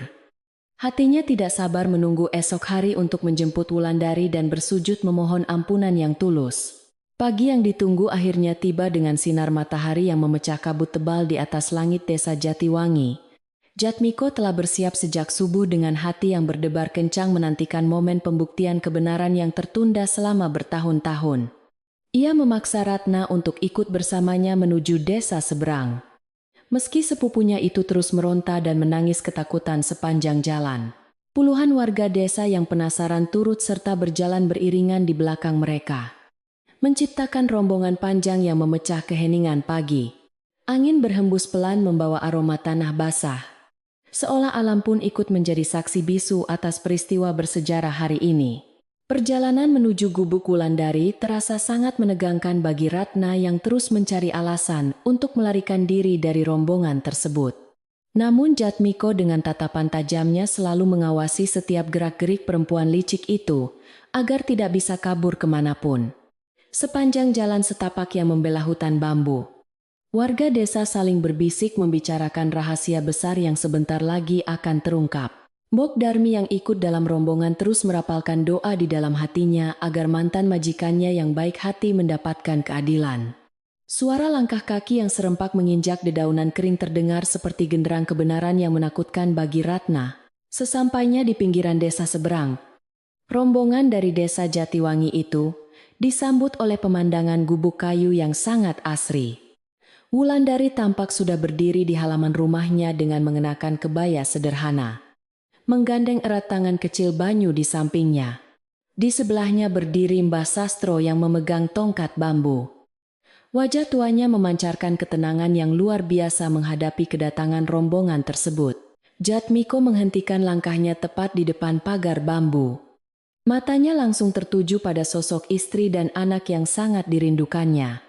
Dada laki-laki itu terasa sesak menahan haru. Namun ia harus menyelesaikan urusan ini dengan tuntas terlebih dahulu. Warga desa perlahan melingkari halaman gubuk tersebut, membentuk sebuah arena keadilan alami di bawah naungan pohon mangga yang rindang. Jatmiko melangkah masuk ke pekarangan dengan tubuh bergetar, membawa Ratna yang kini wajahnya pucat pasi seperti mayat hidup. Dengan suara yang sedikit parau menahan emosi, Jatmiko meminta Wulandari untuk menceritakan kejadian yang sebenarnya pada malam pengusiran itu. Ia memohon kepada istrinya untuk menunjukkan benda yang dipegang oleh anak laki-laki mereka kemarin siang di depan semua orang. Wulandari menatap mata suaminya dalam-dalam, menemukan ada penyesalan yang sangat besar tersembunyi di balik sorot mata laki-laki itu. Tanpa mengucapkan sepatah kata pun, Wulandari melangkah pelan masuk ke dalam gubuk dan mengambil kotak kayu rahasianya. Ia kembali ke halaman dan membuka kotak tersebut, memperlihatkan pusaka kuningan berukir naga yang bersinar, tertimpa cahaya matahari pagi. Seluruh warga desa terkesiap melihat benda keramat yang selama ini diyakini hilang atau dijual oleh Wulandari 3 tahun lalu. Jatmiko menatap pusaka keluarganya dengan mata berkaca-kaca, menyadari bahwa istrinya telah menyimpan bukti kesuciannya dengan sangat baik selama ini. Ratna mulai gemetar hebat. Kakinya terasa lemas melihat senjata utamanya untuk memfitnah kini berbalik mengancam dirinya sendiri. Dengan suara yang sangat lembut namun tegas, Wulandari mulai menceritakan bagaimana ia menemukan pusaka itu di dalam lipatan bajunya. Ia menjelaskan bahwa pada malam ia diusir dengan kejam. Ia hanya membawa sebuah buntelan pakaian tua yang dimilikinya. Setibanya di gubuk ini beberapa waktu kemudian, pusaka kuningan itu tiba-tiba jatuh dari dalam kain sarung yang dibawanya tersebut. Warga desa mendengarkan dengan saksama setiap kata yang keluar dari mulut perempuan sabar itu. Hati mereka tersentuh oleh penderitaannya. Jatmiko menundukkan kepalanya dalam-dalam, menahan rasa malu yang luar biasa karena telah bertindak sangat bodoh dan kejam. Mendengar pengakuan Wulandari yang sangat masuk akal itu, Ratna tiba-tiba berteriak histeris, mencoba menyangkal segala tuduhan yang mengarah padanya. Dengan wajah merah padam dan napas tersengal-sengal, ia menuduh Wulandari mengarang cerita bohong untuk menutupi kesalahan dan pencuriannya. Ratna bersikeras bahwa perempuan hina seperti Wulandari sengaja menyembunyikan pusaka itu agar kelak bisa memeras keluarga Jatmiko yang kaya. Ia terus melontarkan kata-kata kasar dan kutukan, berusaha mempengaruhi kembali pikiran Jatmiko dan warga desa yang sedang berkumpul di sana. Namun kali ini tidak ada satupun orang yang mempercayai sandiwara murahan dari perempuan berhati dengki tersebut. Melihat Ratna yang semakin tidak terkendali, Mbah Sastro melangkah maju dan mengangkat tangan kanannya perlahan untuk menenangkan suasana. Lelaki tua bijak itu berbicara dengan suara yang tenang namun berwibawa, mengatakan bahwa kebohongan tidak akan pernah bisa mengalahkan kebenaran. Mbah Sastro memberikan kesaksian bahwa ia sendiri yang merawat Wulandari sejak malam pertama perempuan malang itu pingsan di desanya. Ia menegaskan bahwa Wulandari adalah sosok perempuan yang sangat jujur, tidak pernah memiliki niat buruk sekecil apapun di hatinya. Warga desa mengangguk setuju, karena mereka sangat menghormati Mbah Sastro yang dikenal sebagai tetua yang tidak pernah berbohong. Jatmiko kemudian meminta Banyu untuk mendekat kepadanya, berjongkok untuk menyamakan tinggi badannya dengan anak laki-laki yang sangat tampan itu. Dengan tangan bergetar, ia meminta izin kepada Wulandari untuk melihat pundak kanan anak kecil yang selama ini tidak diakuinya. Wulandari mengangguk pelan, membuka sedikit kerah baju Banyu, hingga tanda lahir kemerahan berukuran koin itu terlihat sangat jelas oleh semua orang. Keberadaan tanda lahir warisan leluhur itu menjadi bukti fisik tak terbantahkan yang menghancurkan seluruh sisa keraguan di hati Jatmiko. Para tetangga yang melihat langsung tanda itu bergumam kagum, mengakui kebesaran Tuhan yang telah menjaga rahasia keluarga tersebut. Dalam keadaan panik dan tersudut oleh semua bukti yang ada, Ratna kehilangan akal sehatnya dan melakukan sebuah kesalahan fatal. Tanpa sadar, ia berteriak lantang bahwa tidak mungkin pusaka itu jatuh dari sarung karena ia menaruhnya di dalam selendang biru. Sesaat setelah kata-kata itu meluncur dari mulutnya, suasana di halaman gubuk itu mendadak hening seketika seperti kuburan di malam hari. Ratna segera menutup mulutnya dengan kedua tangan. Matanya terbelalak ngeri menyadari bahwa ia baru saja membongkar kebohongannya sendiri di depan umum. Seluruh warga menatapnya dengan pandangan penuh kemarahan dan rasa jijik yang sangat mendalam atas kelicikannya. Jatmiko perlahan bangkit berdiri dan menatap tajam ke arah sepupunya, yang kini tubuhnya menggigil ketakutan. Menyadari kebodohannya sendiri, dengan suara bergetar menahan amarah yang luar biasa, Jatmiko menanyakan mengapa Ratna tega menghancurkan kehidupan rumah tangganya yang damai. Ratna jatuh terduduk di atas tanah berdebu, menangis terseduh-seduh meratapi nasibnya yang kini telah hancur lebur di hadapan banyak orang. Ia merintih meminta ampun, mengakui bahwa semua itu ia lakukan karena iri hati dan ingin menguasai seluruh harta kekayaan Jatmiko. Pengakuan jujur yang keluar dari mulut Ratna itu membuat warga desa menyorakinya dengan penuh rasa kecewa dan amarah. Mbok Darmi yang tidak bisa menahan perasaannya lagi maju ke depan dan menegur Ratna atas semua perbuatan kejamnya selama ini. Ia menceritakan betapa menderitanya para pembantu di rumah kayu jati itu semenjak Ratna mengambil alih kekuasaan dengan sangat semena-mena. Kesombongan dan ketamakan Ratna kini telah mendapatkan balasan yang setimpal dari alam semesta yang tidak pernah tidur mengawasi umatnya. Warga desa yang mendengar cerita Mbok Darmi semakin merasa muak, menuntut agar perempuan pembuat onar itu segera diusir dari desa mereka. Suasana semakin riuh. Namun Wulandari tetap berdiri tenang tanpa mengucapkan sepatah kata cacian pun kepada musuhnya itu. Mbah Sastro kembali menengahi keributan tersebut, meminta warga desa untuk tidak menggunakan kekerasan fisik dalam menyelesaikan masalah keluarga ini.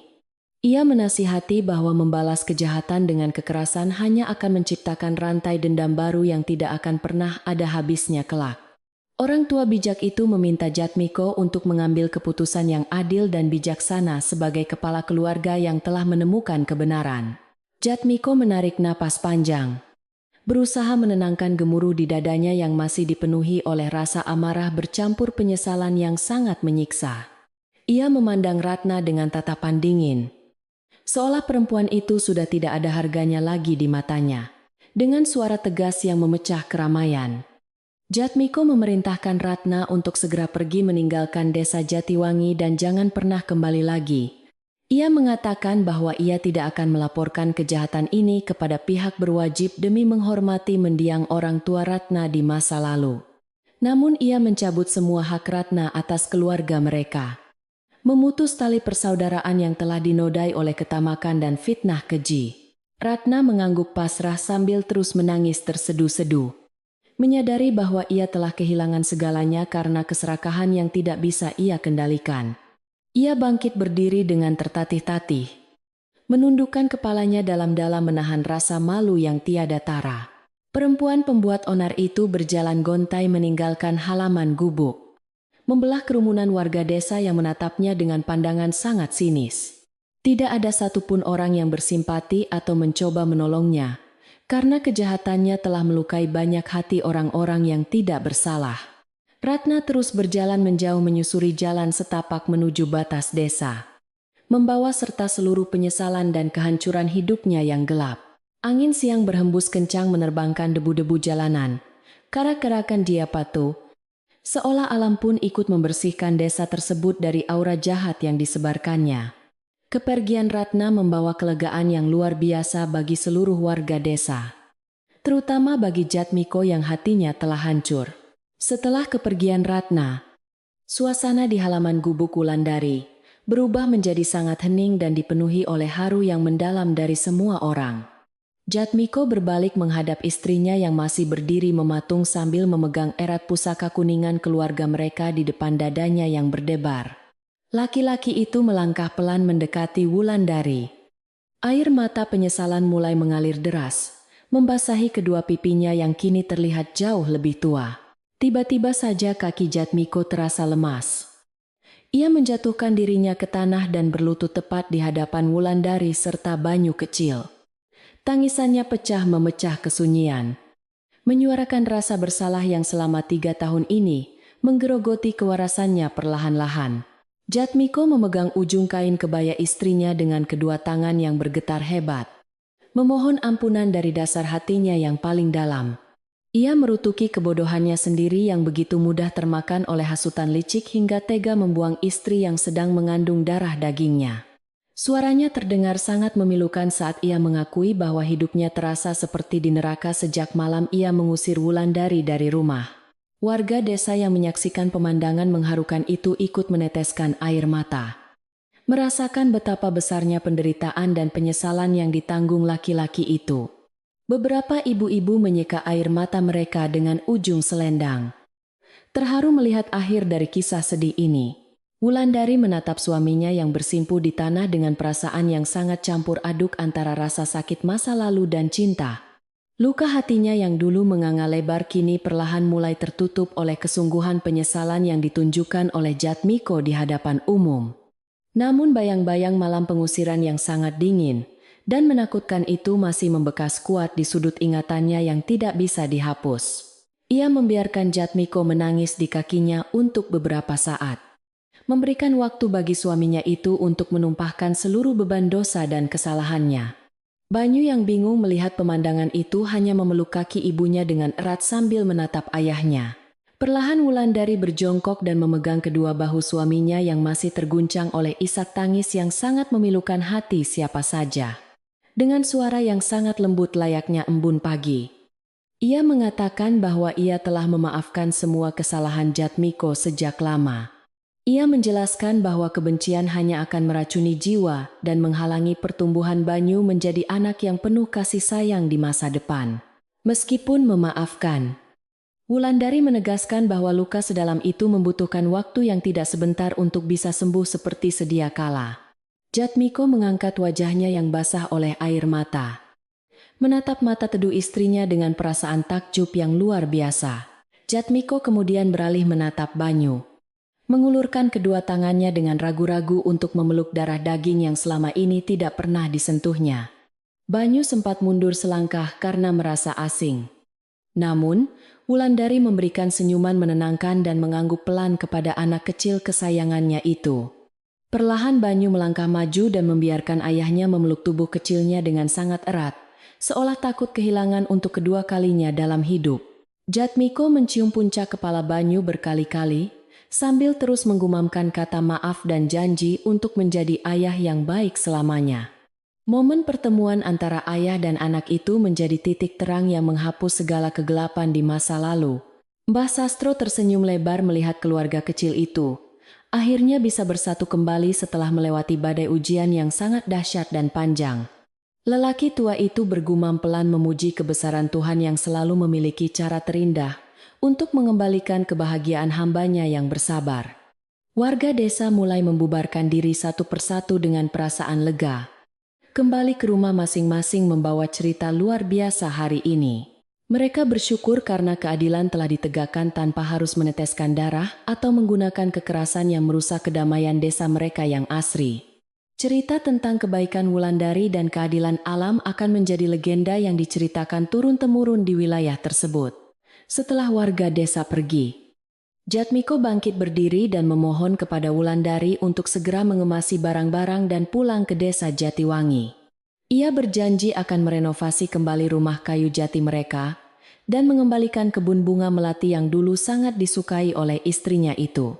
Ia ingin menebus semua kesalahannya dengan memberikan kehidupan yang paling layak dan membahagiakan bagi Wulandari serta Banyu di masa depan kelak.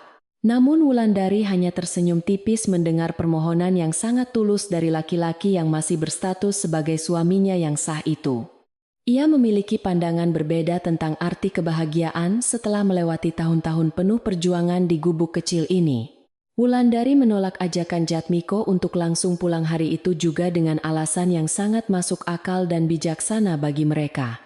Ia mengatakan bahwa ia masih membutuhkan waktu untuk menata hatinya kembali dan membiarkan Banyu perlahan mengenal sosok ayahnya tanpa paksaan apapun. Wulandari ingin Jatmiko membuktikan kesungguhan niatnya dengan datang berkunjung setiap hari ke gubuk ini terlebih dahulu, sebelum mereka benar-benar tinggal serumah. Keputusan ini diambil agar cinta yang dulu hancur berkeping-keping bisa dibangun kembali dari dasar dengan pondasi kepercayaan yang lebih kuat. Jatmiko mengangguk mengerti.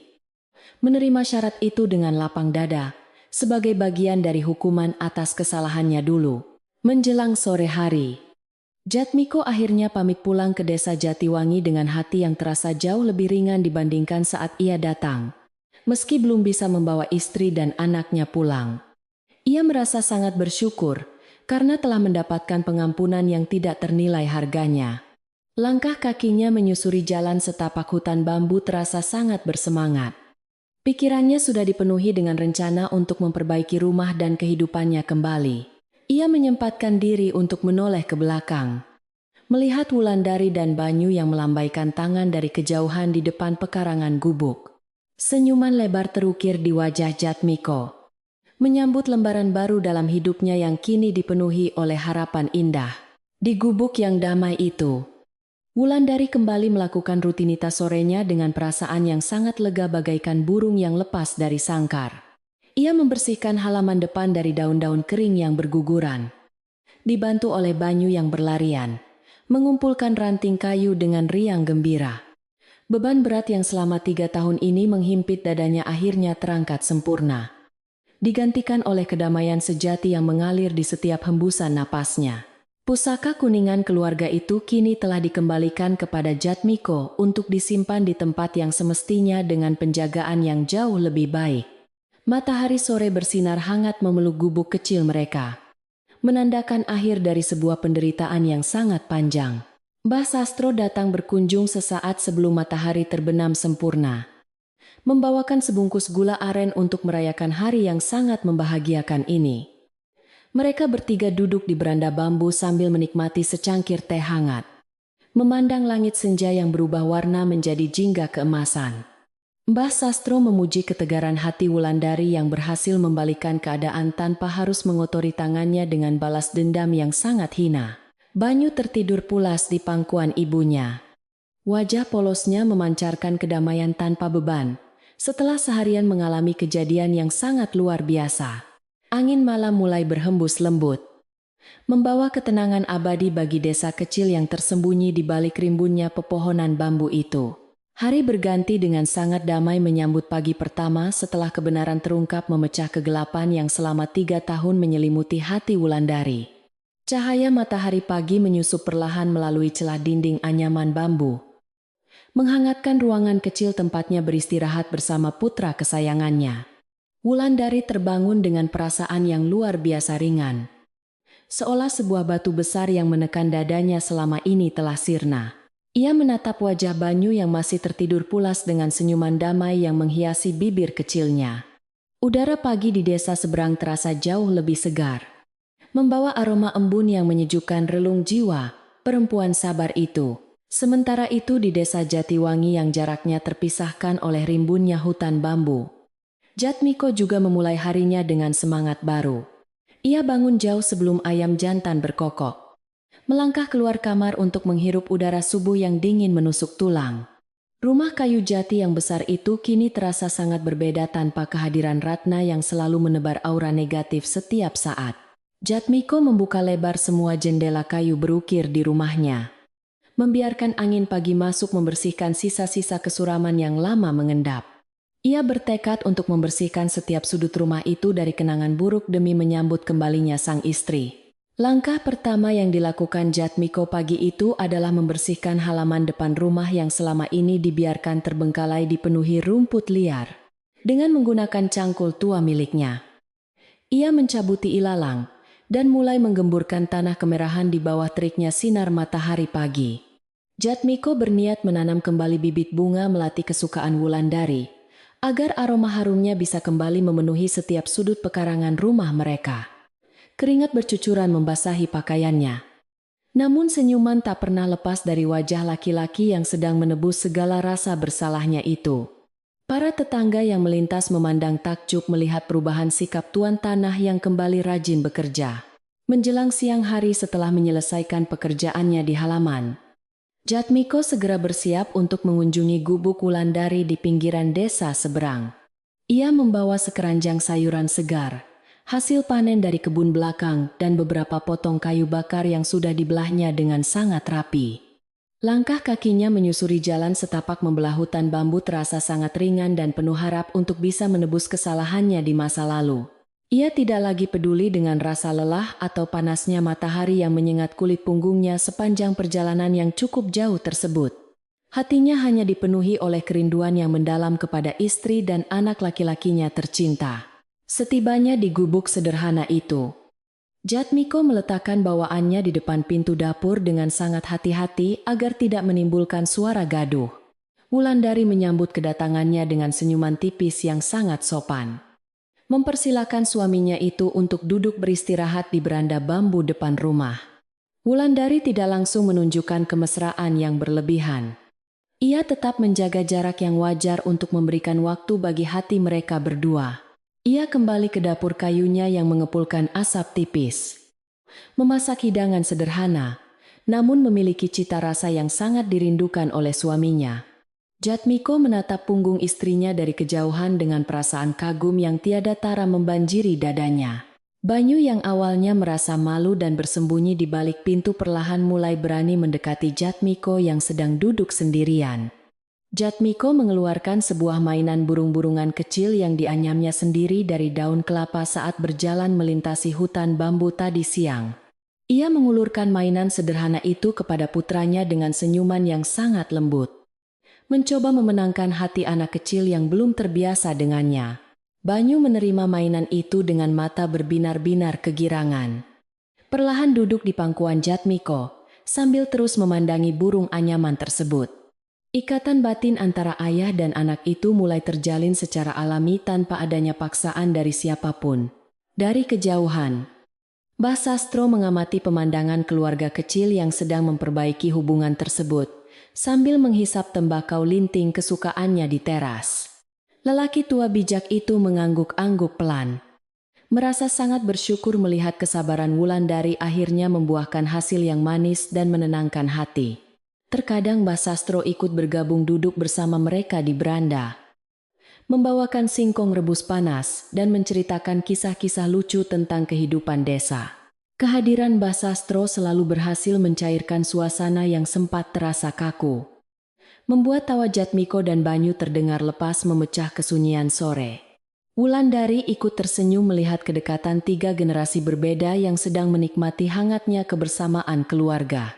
Suatu sore yang cerah, Jatmiko mengambil kapak dan mulai membantu membelah kayu bakar tebal di halaman samping gubuk Wulandari.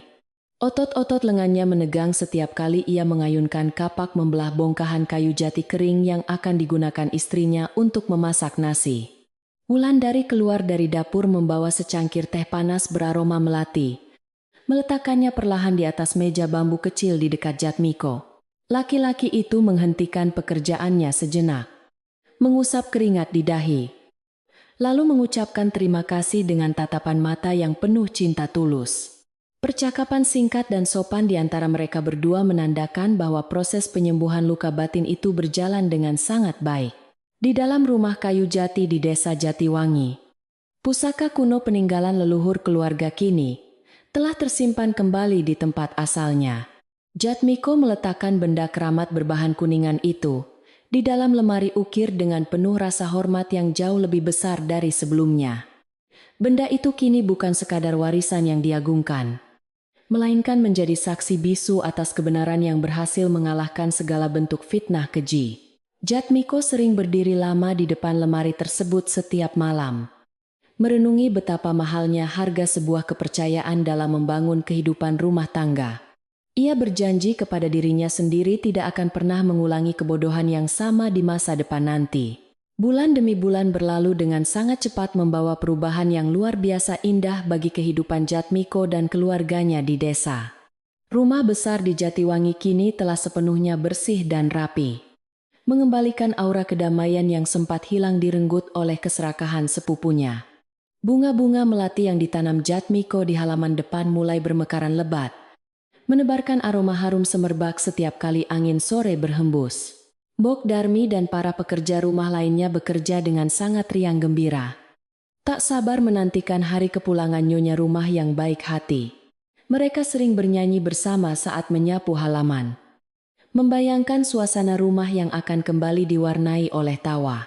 Wulandari mengamati dengan saksama setiap perubahan sikap suaminya yang sangat konsisten datang berkunjung ke gubuk tanpa pernah mengeluh sedikit pun. Kesombongan dan sifat keras kepala Jatmiko telah luluh seutuhnya, digantikan oleh kerendahan hati seorang pria yang benar-benar menyesali dosa masa lalunya.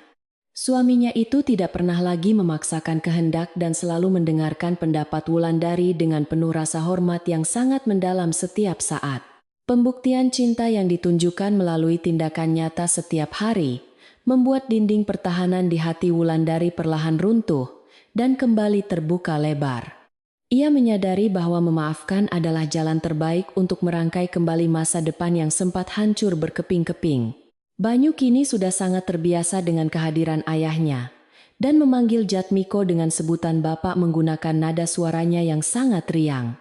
Setiap sore, mereka berdua menghabiskan waktu bermain air di pinggir sungai jernih yang membelah desa, menangkap ikan kecil menggunakan tangan kosong. Tawa gembira Banyu menggema memenuhi lembah sungai, disahuti oleh tawa Jatmiko yang merasa sangat bahagia bisa menebus waktu yang terbuang sia-sia. Wulandari mengawasi mereka dari kejauhan sambil sibuk mencuci pakaian di atas batu kali yang datar, menyeka air mata kebahagiaan di sudut matanya. Pemandangan sederhana ini jauh lebih berharga dibandingkan semua harta kekayaan yang ada di hamparan dunia ini. Kisah tentang keluarga Jatmiko dan Wulandari menjadi pembicaraan yang sangat menghangatkan hati bagi seluruh penduduk di wilayah desa Jatiwangi tersebut. Para orang tua sering menggunakan kisah nyata ini sebagai pelajaran berharga bagi anak-anak mereka tentang bahaya mendengarkan fitnah yang tidak berdasar. Mereka mengajarkan bahwa kesabaran dan keikhlasan yang dimiliki Wulandari adalah sebuah senjata paling ampuh untuk melawan kejahatan tanpa harus menggunakan kekerasan. Warga desa juga memuji sikap Satria Jatmiko yang berani mengakui kesalahan fatalnya di depan umum dan berusaha keras menebusnya dengan tulus. Kedamaian desa semakin terasa kuat berkat kerukunan yang tercipta dari rasa saling memaafkan antar sesama warga setiap hari. Suatu malam hujan turun sangat lebat mengguyur desa seberang, membuat Jatmiko terpaksa menginap di gubuk sederhana milik istrinya malam itu. Mereka duduk berdua di beranda bambu yang terlindungi atap daun rumbia, mendengarkan suara rintik hujan yang jatuh membasahi tanah pekarangan rumah. Udara malam terasa sangat dingin menusuk kulit. Namun suasana hati mereka dihangatkan oleh percakapan pelan tentang masa kecil Banyu yang terlewatkan. Tidak ada lagi ketegangan atau rasa canggung di antara mereka. Yang tersisa hanyalah dua manusia yang sedang mencoba merajut kembali cinta lama. Jatmiko menatap wajah Wulandari dari samping, mengagumi kecantikan istrinya yang tidak pernah pudar oleh berbagai macam penderitaan. Di tengah derasnya suara hujan, Jatmiko akhirnya memberanikan diri untuk bertanya dengan nada suara yang sangat lembut kepada istri tercintanya. Ia menanyakan apakah Wulandari sudah merasa siap untuk kembali pulang bersamanya menempati rumah kayu jati yang telah direnovasi di desa Jatiwangi. Jatmiko berjanji dengan suara bergetar bahwa ia akan selalu melindungi Wulandari dan Banyu dengan nyawanya sendiri sampai maut memisahkan mereka kelak. Wulandari menoleh perlahan menatap mata suaminya, lalu memandang ke arah Banyu yang sedang tertidur, sangat pulas berselimut kain batik tipis. Dengan senyuman manis yang menenangkan jiwa, Wulandari menganggukkan kepalanya perlahan menyetujui ajakan tulus dari suaminya tersebut malam itu. Keesokan paginya saat matahari bersinar sangat terang menyapu sisa-sisa hujan, keluarga kecil itu mulai berkemas untuk kembali pulang ke Jatiwangi. Mbah Sastro datang membantu mereka mengikat barang-barang ke atas pedati kecil yang sengaja dibawa oleh Jatmiko dari rumahnya kemarin sore. Lelaki tua berambut putih itu memberikan restu dan pelukan hangat kepada Jatmiko, menasihatinya agar selalu menjaga amanah Tuhan dengan sebaik-baiknya kelak. Mbah Sastro mengingatkan mereka bahwa hati manusia ibarat air sungai yang mengalir. Harus selalu dijaga kebersihannya, agar tidak membawa penyakit bagi lingkungan. Wulandari mencium tangan Mbah Sastro dengan penuh rasa haru, mengucapkan terima kasih atas perlindungannya selama ini. Perjalanan pulang melintasi jalan setapak hutan bambu kali ini terasa sangat berbeda dan dipenuhi oleh aura kebahagiaan yang sangat kuat. Jatmiko mengangkat Banyu dan mendudukannya di atas kedua bahunya yang kokoh, membiarkan anak laki-laki itu tertawa kegirangan. Melihat pemandangan dari atas, Wulandari berjalan berdampingan di sisi suaminya. Langkah kakinya terasa sangat ringan, seolah ia sedang berjalan di atas hamparan awan yang lembut. Bayangan mengerikan tentang malam pengusiran 3 tahun lalu kini telah sepenuhnya terhapus oleh kehangatan sinar matahari pagi yang menembus dedaunan lebat. Mereka melangkah maju menyongsong masa depan cerah, meninggalkan segala kepahitan masa lalu jauh di belakang sana tanpa beban. Saat mereka memasuki gerbang masuk desa Jatiwangi, puluhan warga desa telah berkumpul berbaris di pinggir jalan, menyambut kedatangan keluarga tersebut. Senyuman tulus dan sapaan hangat mengiringi langkah Jatmiko yang terus menggandeng tangan Wulandari erat-erat menyusuri jalanan desa menuju rumah kayu mereka. Bok Darmi yang sudah menunggu di depan pagar rumah tak kuasa menahan tangis kebahagiaan saat melihat nyonya kesayangannya akhirnya kembali pulang. Pembantu tua itu langsung berlari memeluk Wulandari dengan sangat erat. Bersyukur karena doa-doanya selama ini akhirnya dikabulkan oleh Yang Maha Kuasa. Aroma bunga melati yang bermekaran di halaman rumah menyambut kembalinya ratu yang sesungguhnya ke dalam istana tersebut. Malam pertama sekembalinya Wulandari ke rumah besar itu dilalui dengan perasaan haru biru yang sangat membekas di dalam ingatan mereka. Udara di dalam ruangan terasa sangat hangat. Wulandari kembali memasak di dapur tradisionalnya yang luas menggunakan kayu bakar yang sudah disiapkan. Jatmiko duduk santai di meja makan kayu jati panjang, menemani Banyu yang sedang menggambar di atas kertas dengan sepotong arang hitam. Sesekali Jatmiko mencuri pandang ke arah istrinya yang sedang sibuk mengaduk sayur lodeh di atas tungku, merasakan kebahagiaan yang sangat meluap-luap. Rumah yang dulunya terasa mati dan dingin, kini kembali berdetak penuh kehidupan berkat kehangatan kasih sayang yang tulus. Mereka menyantap hidangan makan malam sederhana itu bersama-sama dengan perasaan syukur yang tidak bisa diungkapkan menggunakan untayan kata-kata indah sekalipun. Nasi hangat yang disantap malam itu terasa jauh lebih lezat dibandingkan makanan mewah apapun yang pernah dihidangkan di masa lalu. Banyu yang masih merasa takjub dengan kebesaran rumah barunya terus menempel pada ibunya. Namun sesekali ia menyuapkan makanan ke mulut ayahnya. Keluarga yang dulu hancur berantakan karena fitnah keji kini telah bersatu kembali menjadi sebuah ikatan batin yang sangat kuat dan utuh. Mereka mengobrol santai hingga larut malam, merayakan kemenangan cinta atas segala bentuk penderitaan panjang di masa lalu. Cerita tentang pengusiran Ratna si pembuat onar perlahan menjadi masa lalu yang sudah jarang dibicarakan lagi oleh warga desa Jatiwangi setempat. Perempuan licik itu tidak pernah terlihat lagi di wilayah sekitarnya. Bagaikan hantu yang ditelan bumi karena harus menanggung malu dan penderitaannya sendirian. Keserakahan yang membutakan matanya hanya membawa kehancuran total bagi kehidupannya sendiri tanpa menyisakan sedikit pun kebaikan untuk dikenang oleh orang lain. Desa Jatiwangi kini terbebas sepenuhnya dari benalu yang merusak kerukunan warga. Udaranya kembali terasa bersih, tanpa ada lagi desas-desus jahat bertebaran. Warga desa menjalani kehidupan sehari-hari mereka dengan tenang, saling membantu dalam suasana gotong royong yang sangat erat. Pemandangan menyejukkan hati kembali menjadi rutinitas keseharian di rumah kayu jati yang megah berdiri di tengah desa asri tersebut. Setiap pagi hari, Jatmiko berangkat ke ladang pertaniannya dengan langkah tegap dan wajah berseri-seri menyapa setiap tetangga yang berpapasan di jalan. Wulandari dengan telaten merawat setiap sudut rumah tangganya.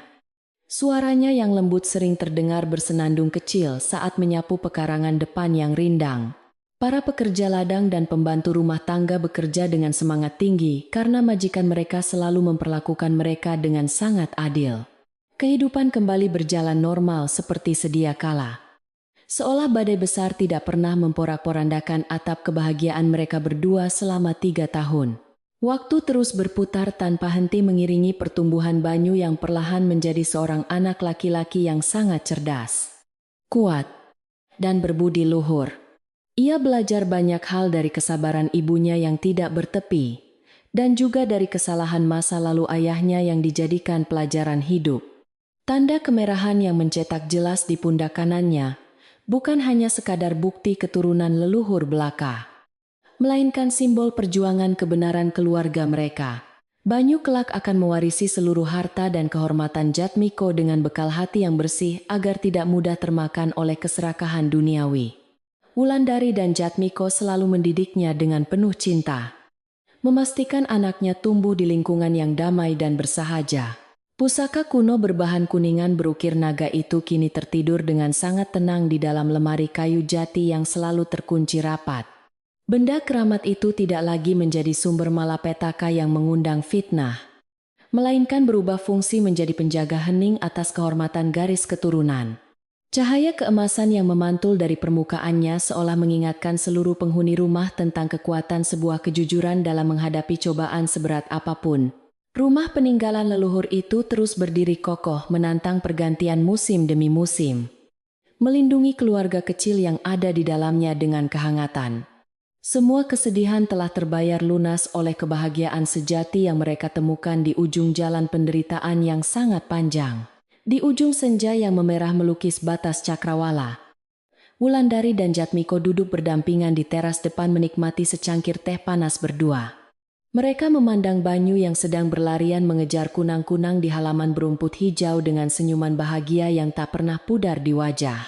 Penduduk desa yang baru pulang dari ladang mengangguk hormat saat melintas di depan pagar, bergumam pelan memuji keharmonisan keluarga terpandang tersebut. Sebuah pepatah lama mengalun pelan dari bibir warga desa bahwa daun yang jatuh akan selalu menemukan jalannya memeluk bumi tempatnya bermula. Kebenaran dan kasih sayang yang tulus tidak akan pernah bisa dikalahkan oleh fitnah dan gelapnya hati manusia.